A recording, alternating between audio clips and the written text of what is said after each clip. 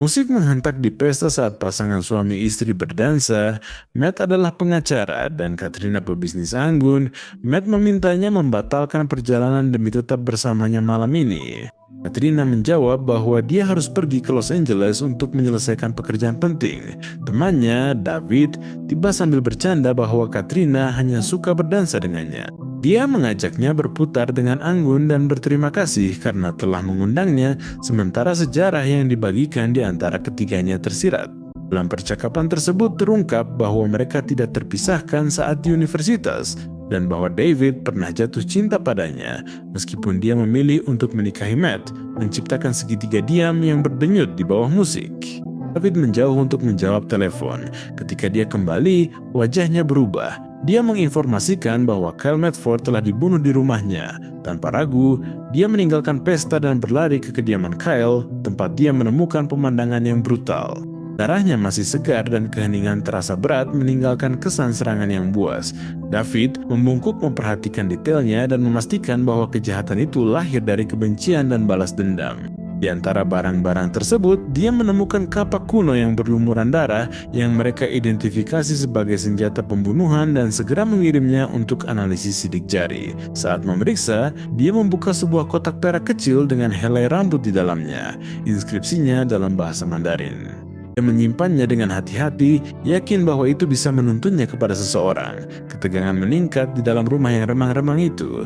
Di pecinan, David bertemu dengan seorang teman dan mereka berdua mengunjungi seorang pria bernama Mr. Wong. Mereka bertanya apakah kotak itu pernah dijual di sana. Wong mengamati logam tersebut dan menjelaskan bahwa itu adalah perak yang sangat halus dan langka yang memang pernah melalui tokonya meskipun dia tidak ingat pembelinya. Dia menambahkan bahwa hadiah seperti itu dibeli oleh pria kaya untuk seorang wanita yang mereka cintai.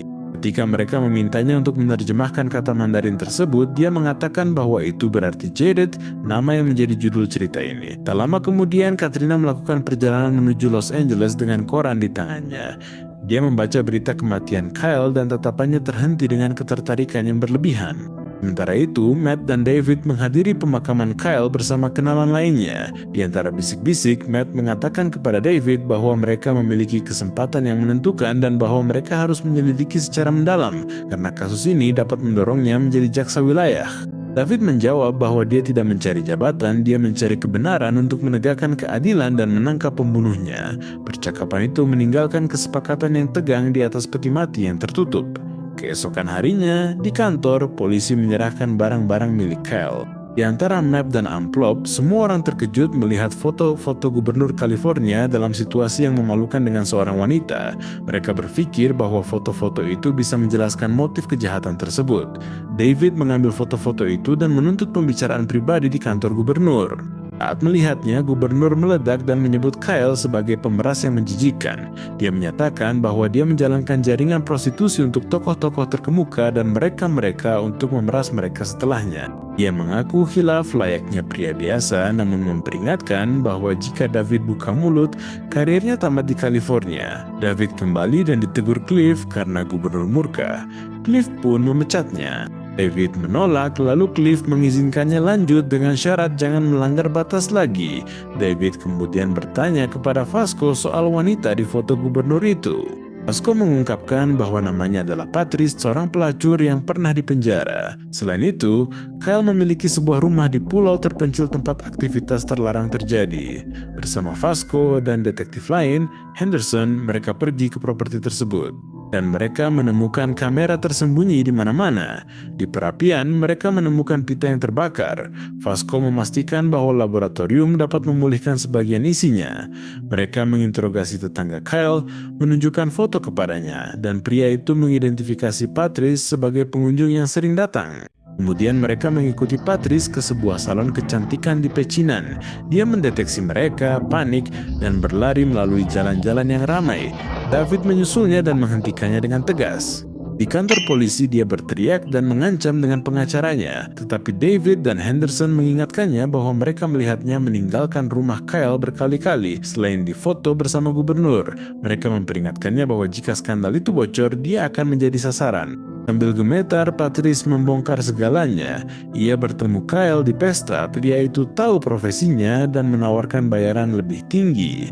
Ia menyebut sosok misterius Jade yang hanya pernah terlihat punggungnya. Dia mendengar nama itu berkali-kali dan memastikan bahwa semua politisi, termasuk gubernur, memintanya secara khusus. Dia tahu bahwa dia direkam, tetapi dia mengatakan bahwa dia tidak bisa melaporkannya. Kyle tidak akan mengizinkannya dan orang-orang berkuasa juga tidak. Kata Jade tetap seperti mata pisau. Setelah interogasi, David pergi, tetapi mobilnya tidak merespons. Remnya blong, dia melintasi aspal tanpa kendali dan menabrak dengan keras.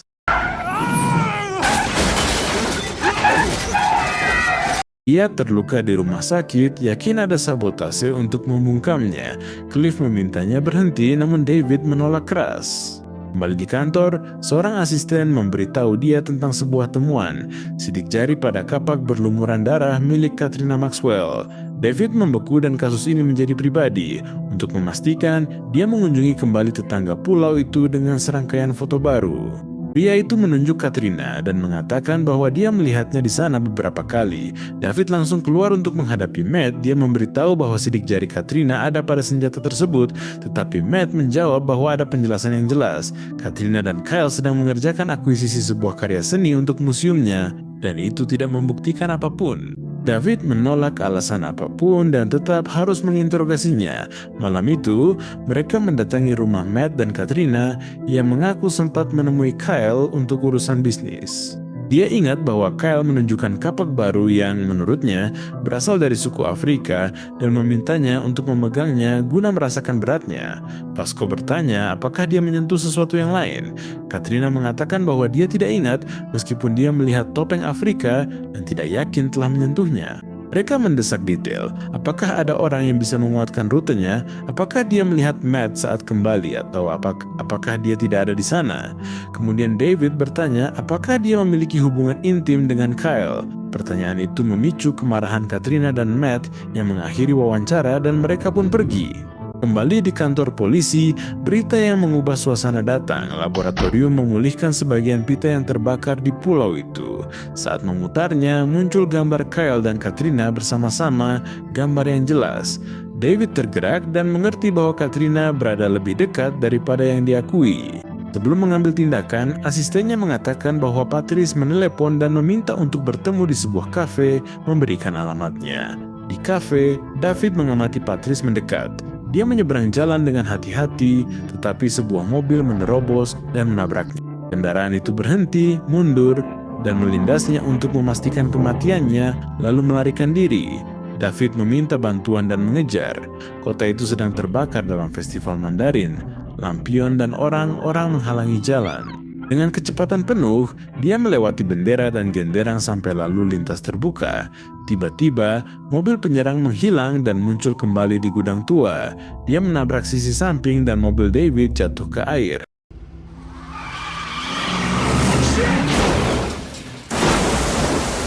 Penyerang melarikan diri dengan terburu-buru meninggalkan jejak dingin. Kemudian di kamar mayat, David bertemu dengan Henderson. Henderson menegurnya karena mengabaikan peringatan dan terus maju. Perdebatan memanas dan David menuduhnya bertindak secara rahasia untuk gubernur. Dalam pertemuan berikutnya dengan tim, Henderson menyatakan dengan tegas bahwa Katrina membunuh Kyle. Dia tidak memiliki alibi, sidik jarinya ada pada kapak. Dan sekarang ada video meskipun dia menyangkal hubungannya. Dia menambahkan bahwa Katrina memiliki 3 mobil dan salah satunya cocok dengan model yang digunakan untuk menabrak Patrice. Dengan elemen-elemen itu, Cliff memutuskan untuk memanggilnya segera dan jeratan hukum tertutup padanya. Katrina tiba didampingi oleh Matt yang bertindak sebagai suami dan pengacara. Mereka memutar video dengan Kyle. Matt hancur dan menyatakan bahwa itu bukan Katrina, melainkan seseorang yang mirip. Henderson menginterogasi, di mana Anda tadi malam, di mana mobil hitam Anda, dan dalam kondisi apa mereka menemukannya. Tekanan memuncak ketika Katrina mengakui bahwa wanita dalam video itu adalah dirinya. Dia bersikeras bahwa itu adalah pertemuan biasa dan menyangkal keterlibatan apapun dalam pembunuhan itu. Mereka bertanya tentang Jade. Katrina memastikan bahwa dia tidak tahu siapa itu dan bahwa dia hanya sekali pergi ke rumah Kyle. Dia meminta saksi yang melihatnya dipanggil, namun mereka berkata wanita itu telah tewas dan dia kini jadi tersangka. Matt bangkit dengan marah dan bersiap untuk pergi. Kembali ke rumah, Matt meledak terhadap Katrina, menuduhnya berkhianat dan menghancurkannya. Dia menjawab bahwa dia telah berselingkuh beberapa kali di kantor dan di rumah dan mengatakan memiliki bukti. Dia menyatakan bahwa dia telah diam selama ini, tetapi jika dia menginginkan perceraian, dia bisa melakukannya. David merenung saat Katrina datang dan mengaku tahu bahwa David masih mencintainya. Katrina pun menyesali perselingkuhannya dengan Matt sebagai kesalahan besar yang tak terduga. Dia bersumpah bahwa dia tidak ada hubungannya dengan pembunuhan Kyle dan memintanya untuk kembali ke sisinya untuk melupakan semuanya. David menolaknya dengan tegas dan dia pergi dengan terluka, meninggalkan bayangan yang lebih tebal. Beberapa saat kemudian, berita itu jatuh seperti batu. Cliff telah dibunuh di apartemennya. David berlari dan menemukan bosnya tewas secara brutal. Asistennya membisikkan bahwa semua yang terkait dengan Patrice sedang dibungkam, kemungkinan besar untuk melindungi gubernur. David khawatir pada Katrina dan bergegas memperingatkannya. Di rumah, ia bertemu Matt yang bersenjata, menuntut jawaban apakah ada hubungan di antara mereka. David membantah. Sementara itu, Katrina kembali memanggil pelayannya dan tidak mendapatkan jawaban. Dia menemukannya tewas. Suara membuatnya membeku, dia melarikan diri, mencoba bersembunyi dan menelpon Matt dengan putus asa. Pada saat itu, Matt dan David tiba dan menemukannya terikat dengan seorang penyusup mencoba membunuhnya. Di tengah pertukaran, penyerang mengungkapkan wajahnya. Dia adalah Henderson. Pertarungan menjadi perkelahian fisik, kacau dan kasar, sampai Matt menembak dan menjatuhkannya, menyelamatkan Katrina secara tiba-tiba. Kelegaan bercampur dengan pertanyaan terbuka. Kemudian David menghadapi gubernur dengan semua yang dia ketahui. Dia menuduhnya berada di balik pembungkaman tersebut dan bahwa Henderson membunuh untuk melindunginya. Gubernur menyangkalnya, mengatakan tidak ada bukti dan menyarankan bahwa Henderson mungkin bertindak karena kesetiaan. Dia juga menyangkal telah membunuh Kyle. David memperingatkannya bahwa jika dia menyentuh Katrina lagi, dia akan mempublikasikan foto-foto itu agar semua orang bisa melihatnya. Ancaman itu melayang seperti jebakan. Di tempat lain, Katrina bersiap pergi dengan Matt. Ia terhenti melihat foto dirinya dengan beberapa politikus. Ia gemetar, bertanya dari mana. Matt mengaku memotretnya dari Kyle sehari sebelum membunuhnya. Matt menjelaskan bahwa dia tidak punya pilihan. Kyle memerasnya dengan foto-foto itu dan dia tidak akan pernah membiarkan seseorang menghancurkan hidupnya. Dia mendekat dengan dingin dan melontarkan kalimat yang memotong suasana. Lain kali kalian bersama, biarkan dia bertemu dengan Jade. Dia pasti lebih baik dari istrinya.